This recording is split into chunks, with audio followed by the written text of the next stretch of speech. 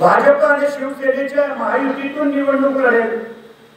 पण आदरणीय विजयकुमार गावित साहेबांनी सांगितलं होतं की आम्ही शिवसेनेला कधी बरोबर घेणार नाही आणि म्हणून आमचा भी संकल्प आहे की नंदुरबार विधानसभा मतदारसंघाच्या सर्व जिल्हा परिषद जागेवरती धनुष्यबाणचे उमेदवार उभे करायचे। नंदुरबार जिल्हा हा आदरणीय एकनाथराव शिंदे साहेबांच्या पाठीमागे खंबीरपणे उभा आहे। तिचे मला वाटतं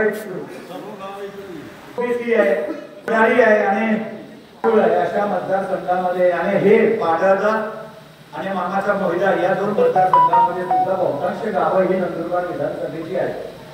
काही लोकांनी आमच्याकडे अर्ज केले, अजून निवडणुकीची सुरुवात, कारण पहिले निवडणूक कुठली होईल हे समजून नाही राहिला। पहिले निवडणूक होईल जिल्हा परिषदेची किंवा नगरपालिकेची, आणि जर नगरपालिकेची निवडणूक पहिले झाली तर मला वाटतं जिल्हा परिषदची निवडणूक 25 दिवस अजून उशिरा नगरपालिकेच्या निवडणुकीच्या नंतर होईल। आज नगरपालिकेच्या निवडणुका पहिले होतील। नगरपालिकेच्या निवडणुकीमध्ये सुद्धा आमची तयारी आहे सर्व नगरपालिका लढायची, पण जो आम्हाला सन्मानाने आमच्या बरोबर राहील किंवा आम्हाला बरोबर घेईल त्याच्या बरोबर युती करण्याचा मानस आपला आहे।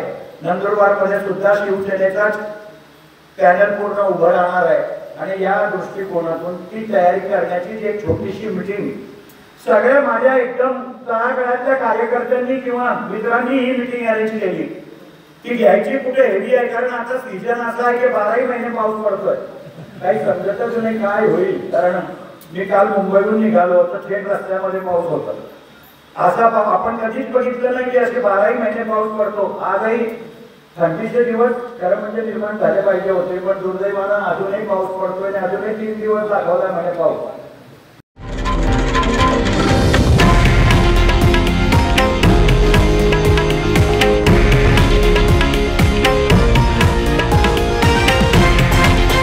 हे आहे देशातील नंबर 1 न्यूज नेटवर्क आणि आपण पाहत आहात TV9 मराठी, एकमेव।